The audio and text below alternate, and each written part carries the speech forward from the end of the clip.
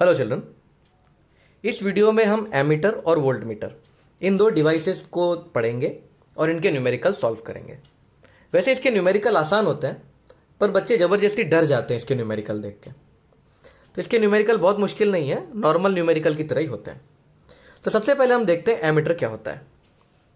Ammeter एक device है जो करंट को मेजर करता है। तो current measuring device is called as ammeter.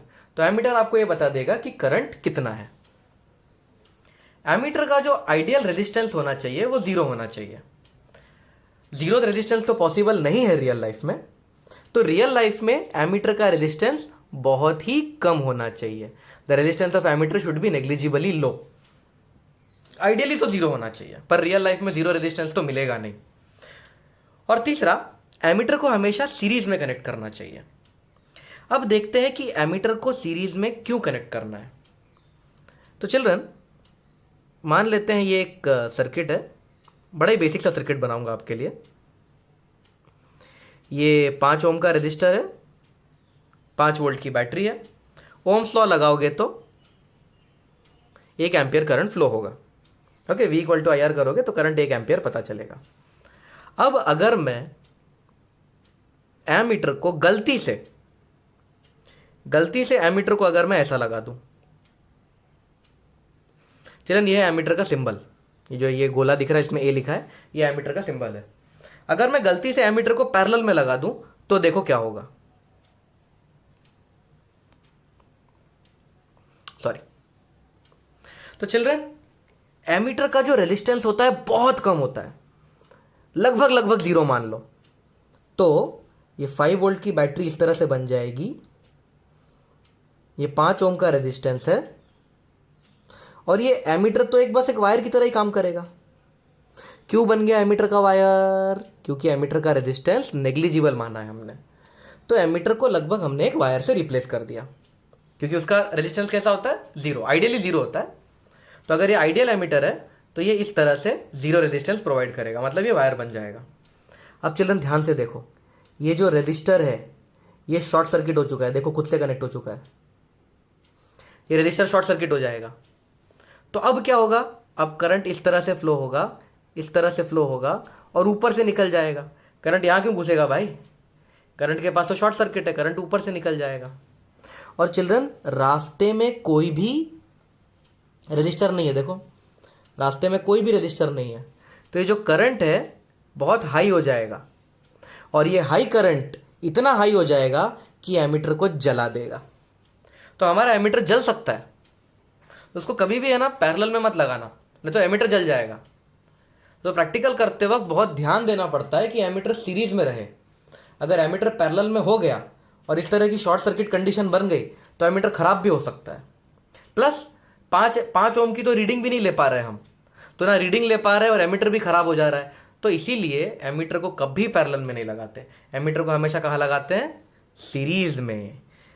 तो अगर इसका हमें करंट मापना है तो 5 ओम के सीरीज में लगा देंगे हम एमीटर। ये सही है, ये पैरेलल में लगाना गलत है। तो चलो ना, आपके सामने एक एमीटर का क्वेश्चन है। Find the current shown by ammeter. तो एमीटर यहां पे है, एमीटर कितना करंट दिखाएगा। तो चिल्ड्रन, ये क्वेश्चन काफी आसान होता है। एमीटर का रेजिस्टेंस कितना? जीरो। आइडियली तो एमीटर का रेजिस्टेंस जीरो होता है। तो एमीटर को किससे रिप्लेस कर सकते हैं? वायर से। तो मान लो यहां पे वायर है, बस। मान लो एमीटर है ही नहीं, एमीटर की जगह वायर है। अब इस क्वेश्चन को सॉल्व कर दो। मैं KCL की मदद लूंगा। यहां पे जो वोल्टेज है उसे V ले लेता हूं और यहां पे जो वोल्टेज है इसे ग्राउंड बना के इसका वोल्टेज 0 ले लेता हूं। अब मान लेता हूं कि करंट I1 बाहर जा रहा है, I2 भी बाहर जा रहा है और I3 भी बाहर जा रहा है। तो यहां से I1 भी बाहर जा रहा है, I2 भी बाहर जा रहा है, I3 भी बाहर जा रहा है। मैं KCL की मदद ले रहा हूं चिल्ड्रन। KCL मैंने आपको प्रीवियस वीडियोस में बता दिया है। तो अब चिल्ड्रन KCL लगाता हूं तो यहां से सारे करंट्स बाहर जा रहे हैं। तो मैं ऐसा लिख सकता हूं I1 + I2 + I3, ये सब बाहर जाने वाले करंट्स है। और KCL बोलता है जो करंट्स बाहर जाएंगे उतने अंदर भी आने चाहिए। तो अंदर कितने आ रहे हैं? 0। अगर आप पहली बार ये देख रहे हो ये कमाल, तो आप मेरा केसीएल का वीडियो ज़रूर देखो, तभी आपको ये समझ में आएगा। तो पहले केसीएल का वीडियो देखो, नहीं तो ये सर के ऊपर से जाएगा। ओके, तो बाहर जा रहे हैं I1, I2 और I3, और अंदर आ रहे कोई नहीं, तो नेट तो इनवर्ट करंट 0। अब I1 कैसे निकालेंगे? I1 निकालने के लिए V पॉजिटिव से नेगेटिव -2, तो ये वोल्टेज हो गया, अपॉन रेजिस्टेंस कितना I1 के पाथ में 1, प्लस I2 कैसे निकालेंगे? V ग्राउंड तक पहुंच गए, अपॉन रेजिस्टेंस कितना I2 के पाथ में 3 ओम, प्लस I3 निकालने के लिए V पॉजिटिव से नेगेटिव -5 वोल्ट, ग्राउंड तक पहुंच गए तो वोल्टेज का काम हो गया, अपॉन रेजिस्टेंस कितना है 2 ओम, ये सब मिला के 0 हो गया। तो अब मैं सब कुछ 6 से मल्टीप्लाई कर देता हूं ताकि डिनोमिनेटर का काम खत्म हो जाए। तो इसको 6 से मल्टीप्लाई करूंगा तो ये हो जाएगा 6v - 12, प्लस इसको 6 से मल्टीप्लाई करूंगा तो 2v, प्लस इसको 6 से मल्टीप्लाई करूंगा तो 3v - 15 = 0। Therefore 6, 7, 8, 9, 10, 11, 11v = 15 + 12 27। तो जो वोल्टेज हो जाएगा वो कितना हो जाएगा? 27 / 11 वोल्ट्स। तो अब हमें v पता चल गया है, और I2 क्या है? v/3। Therefore I2 is v/3, 27 / 11/3, तो ये हो गया 9/11 एम्पियर। और एमीटर क्या मेजर कर रहा है? एमीटर I2 मेजर कर रहा है, तो ये आंसर है। एमीटर इज मेजरिंग I2, तो एमीटर 9/11 एम्पियर दिखा देगा। तो ये केसीएल का ही क्वेश्चन होता है, बस एमीटर को वायर से रिप्लेस करना होता है, काम खत्म। अगला क्वेश्चन चिल्ड्रन, एमीटर कितना करंट दिखाएगा? तो हमें पता है एमीटर का रेजिस्टेंस 0 होता है, तो उसे वायर बना देता है। तो ये सर्किट कुछ इस तरीके का बन जाएगा, एमीटर बन गया वायर।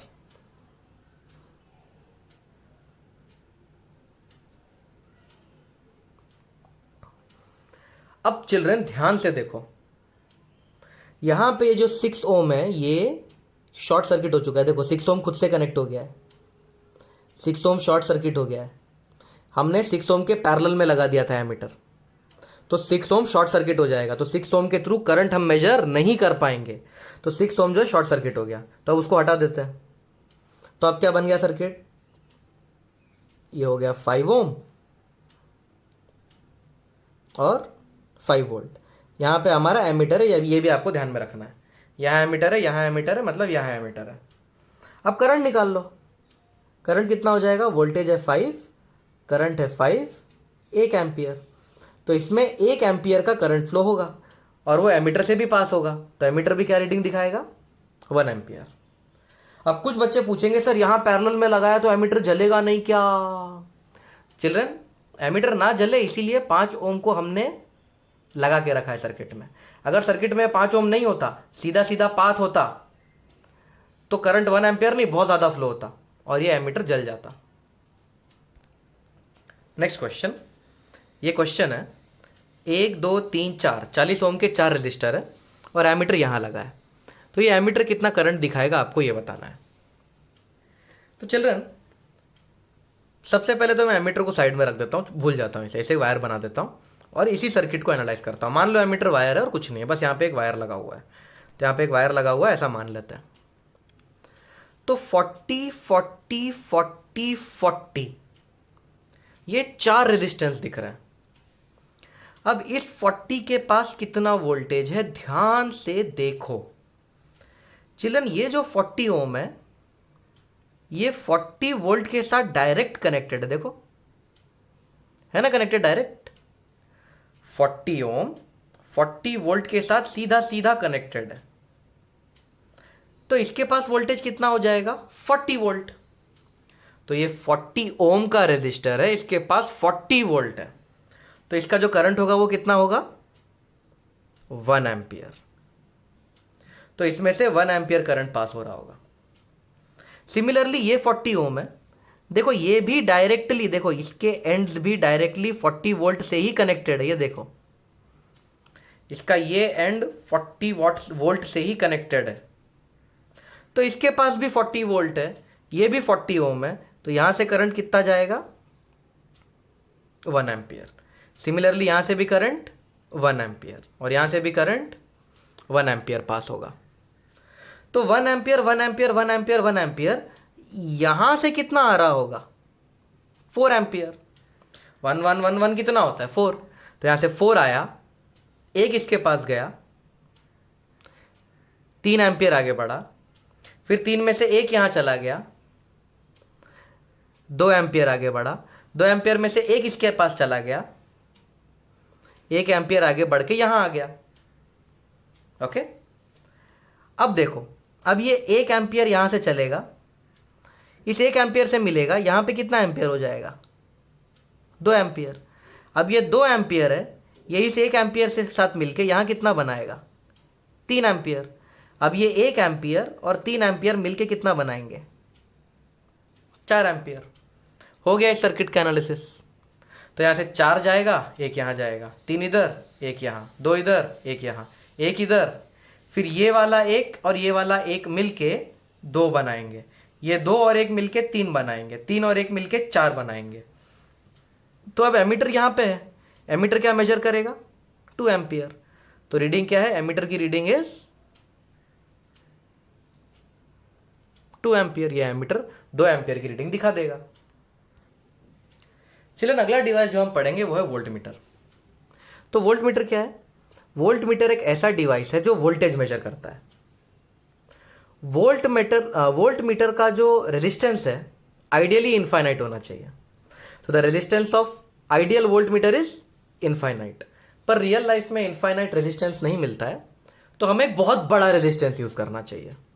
तो आइडियली वोल्ट मीटर का रेजिस्टेंस होना चाहिए इनफाइनाइट, पर रियल लाइफ में इनफाइनाइट रेजिस्टेंस तो मिलेगा नहीं, तो हमें एक बहुत बड़ा रेजिस्टेंस यूज करना होता है वोल्ट मीटर में। और वोल्ट मीटर को हमेशा पैरेलल में कनेक्ट किया जाना चाहिए। अब क्यों पैरेलल में कनेक्ट किया जाना चाहिए, मान लो ये सर्किट है और मैंने वोल्ट मीटर को सीरीज में लगा दिया, ये वोल्ट मीटर का सिंबल है, इसे 5 वोल्ट मान लेते हैं, इसे 3 ओम्स मान लेते हैं। अब वोल्ट मीटर का रेजिस्टेंस इतना ज्यादा होता है कि यहां से करंट पास होगा क्या, नहीं। क्यों, क्योंकि वोल्ट मीटर का रेजिस्टेंस आइडियली इनफाइनाइट होता है।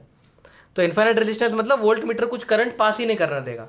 अगर करंट ही पास नहीं होगा तो मेजर कैसे करोगे वोल्टेज, ये सर्किट पूरी तरह से बंद हो जाएगा। तो अगर वोल्ट मीटर को सीरीज में लगा दिया तो जिस भी रेजिस्टर के साथ वोल्ट मीटर सीरीज में होता है उस रेजिस्टर का करंट ही जीरो कर देता है।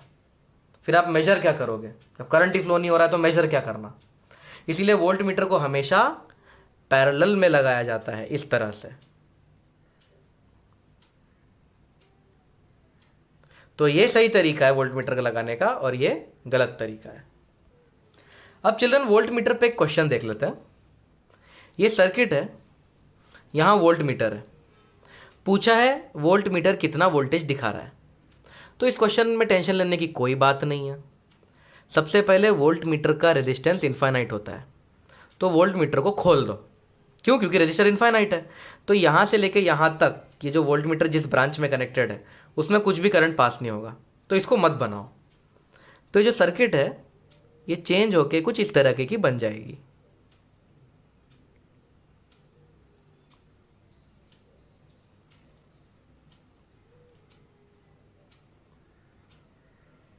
तो ये बन गई हमारी सर्किट, 3 ओम, 2 वोल्ट, 2 ओम, 1 ओम, 3 वोल्ट।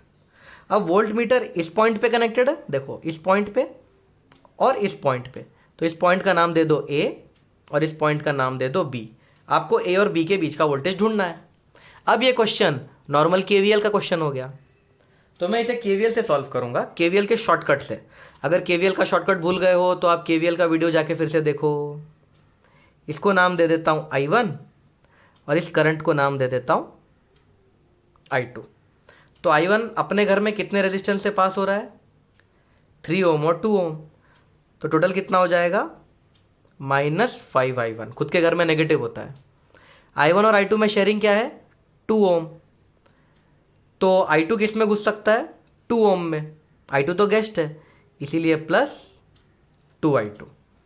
फिर जब करंट यहाँ से यहाँ जाएगा, यहाँ से यहाँ जाएगा, नेगेटिव से पॉजिटिव प्लस 2 वोल्ट, इक्वेशन के यहाँ गया तो माइनस 2 वोल्ट।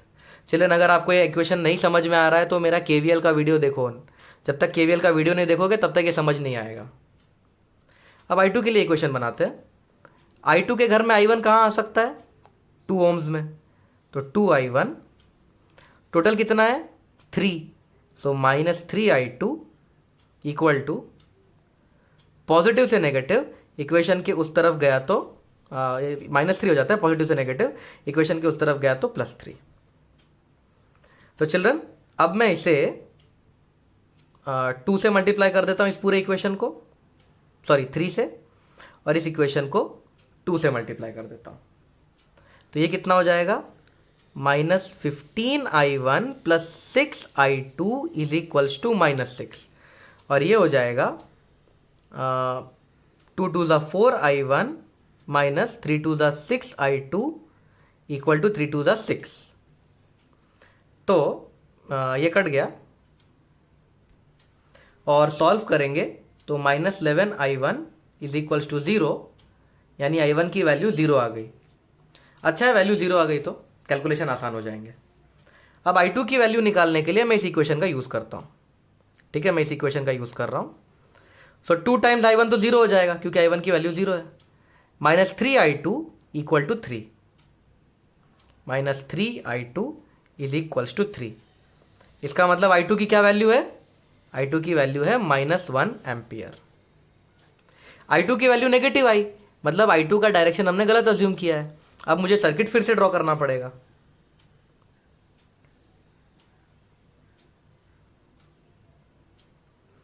तो ये मैंने सर्किट फिर से ड्रॉ कर दिया।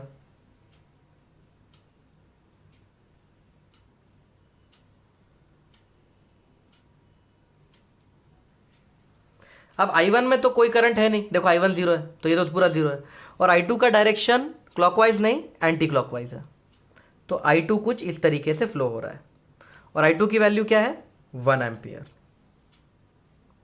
और हमें A और B के बीच का वोल्टेज निकालना है। A और B के बीच का वोल्टेज निकालने के लिए मैं KVL लगा सकता हूँ। देखो किस तरह से, सबसे पहले I1 ऐसा फ्लो हो रहा है, ये जो 1 एम्पियर ऐसा फ्लो हो रहा है, तो 1 एम्पियर यहाँ घुस रहा है, पॉजिटिव नेगेटिव, ओके 1 एम्पियर यहाँ घुस रहा है तो पॉजिटिव नेगेटिव, तो VA पॉजिटिव से नेगेटिव मतलब माइनस कितना वोल्ट, 1 × 1, फिर यहाँ से ये जर्नी कंप्लीट करी, फिर पॉजिटिव से नेगेटिव मतलब -2, और B तक पहुँच गए तो -VB इक्वल टू 0। तो मैंने यहाँ से लेके यहाँ तक KVL लगा दिया। अगर ये नहीं समझ में आ रहा है तो KVL का वीडियो देखो। देयरफॉर VA - VB कितना हो गया, 3 वोल्ट, यानी A और B के बीच में 3 वोल्ट है, तो वोल्ट मीटर भी क्या दिखाएगा, 3 volt. 3 volt is the answer. तो ये KVL KCL का ही क्वेश्चन होता है, बस पूछने का तरीका अलग होता है। अगला क्वेश्चन चिल्ड्रन, एक वोल्ट मीटर है और उसका रेजिस्टेंस 100 है। तो चिल्ड्रन वोल्ट मीटर का रेजिस्टेंस होना चाहिए इनफाइनाइट, पर इस वोल्ट मीटर का रेजिस्टेंस दिया है 100 ओम, मतलब ये आइडियल वोल्ट मीटर नहीं है। अब देखते हैं कैसे क्वेश्चन सॉल्व करना है। If it is connected as shown, find voltage shown, तो ये कितना वोल्टेज दिखाएगा ये पूछा है। तो चिल्ड्रन वोल्ट मीटर का रेजिस्टेंस कितना है, 100। तो हम क्या करेंगे, इस सर्किट में वोल्ट मीटर को 100 ओम से रिप्लेस कर देंगे। क्यों, क्योंकि वोल्ट मीटर का वोल्टेज 100 है। ये कर दिया इसे 100 ओम से रिप्लेस। अब चिल्ड्रन 10 ओम और 100 ओम पैरेलल में हो गए। 10 ओम और 100 ओम एक दूसरे का 10 गुना, तो आंसर होगा बड़ा वाला डिवाइड बाय 11। तो ये सर्किट कुछ इस तरीके का हो जाएगा, 5 ओम। 10 और 100 का पैरेलल आएगा 100 बाय 11 ओम। ये शॉर्टकट भी मैं पिछले वीडियोस में एक्सप्लेन कर चुका हूँ, पिछले वीडियोस देखो, ये शॉर्टकट आपको पता होना चाहिए। जब एक दूसरे का 10 गुना होता है तो आंसर होता है बड़ा वाला डिवाइड बाय 11, तो 100/11 हो जाएगा। तो अब सर्किट तो बच्चों वाला बन गया। नेट रेजिस्टेंस कितना है? 5 + 100/11, ये हो जाएगा 155/11 ओम्स। वोल्टेज कितना है? 4 वोल्ट। तो करंट कितना हो जाएगा? करंट इक्वल टू V/R, यानी कि 4 डिवाइडेड बाय 155/11 को ऐसा लिख सकते हैं ऊपर, 155/11। जो करंट फ्लो हो रहा होगा वो होगा 44/155 एम्पियर। अब मैं इसका वोल्टेज निकाल लेता हूं, voltage of 100/11, therefore voltage of 100/11 ओम हो जाएगा। वोल्टेज होता है IR, करंट पता चल चुका है हमें इस सर्किट का, करेक्ट ना? सर्किट का करंट पता चल चुका है, तो वोल्टेज होता है करंट इनटू रजिस्टर है 100/11, 11 1 ज़ा 11 4 ज़ा, और ये हो जाएगा 5 2 ज़ा 5 0 ज़ा 5 3 ज़ा 15 5 1 ज़ा 5, 80/31 वोल्ट। अब इसके पास 80/31 वोल्ट है, पर ये बना किससे? ये बना तो इन दोनों से है, तो इन दोनों के पास भी 80/31 वोल्ट रहेगा। क्यों? क्योंकि पैरेलल में वोल्टेज सेम होता है। तो अगर इसके पास 80/31 वोल्ट है तो इसके पास भी 80/31 वोल्ट है, और इसके पास भी 80/31 वोल्ट है, क्योंकि ये दोनों पैरेलल में है। पैरेलल में दोनों का वोल्टेज सेम होता है। अरे इसको उल्टा लिख दिया मैंने, सॉरी, 80/31। तो इसके पास 80/31 वोल्ट है, इसके पास भी 80/31 वोल्ट है। पर ये क्या है? ये तो वोल्ट मीटर है, तो वोल्ट मीटर क्या रीडिंग देगा? 80/31 वोल्ट इज द आंसर।